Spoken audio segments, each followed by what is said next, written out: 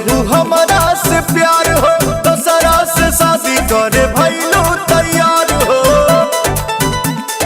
हाँ, काहे खाती कैले रहू हमारा से प्यार हो, दूसरा से शादी करे भइलू तैयार हो। हमारा के छोड़ देले बारू बुरा हाल पा, गोरी नया साल पा बैठी हरा ताल पर बेवफा बेवफा डीजे बजा के तोरा बीच जाए माल पा, किस ले हम गाल पा। डीजे बजा के तोरा बीच जाए माल पा, किस ले हम गाल पा।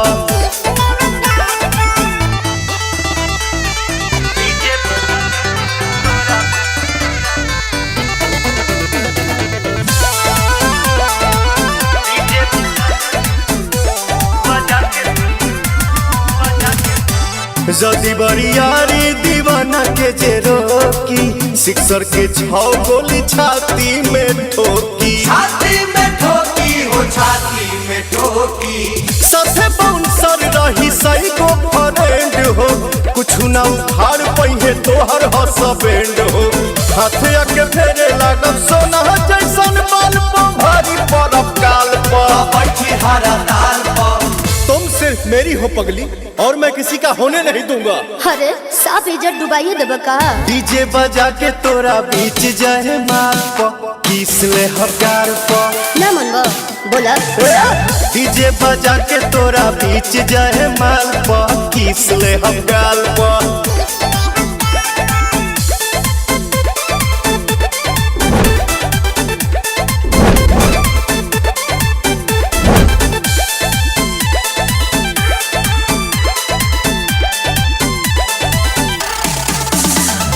देखत रह जाइए तो हर सारा बिरादर, हाथ जोड़ के माफी हमसे मंगी है तो हर फादर। माफी मंगी है फादर तो हर माफी मंगी है फादर। सबसे सोझा तोहरा के गले से लगाई, मांग में से नूर भर के मेहरी बनाई।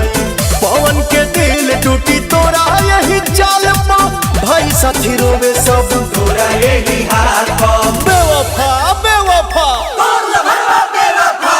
डीजे बजा के तोरा बीच जाए माल पा, किस ले हम गाल पा। डीजे बजा के तोरा बीच जाए माल पा, किस ले हम गाल पा।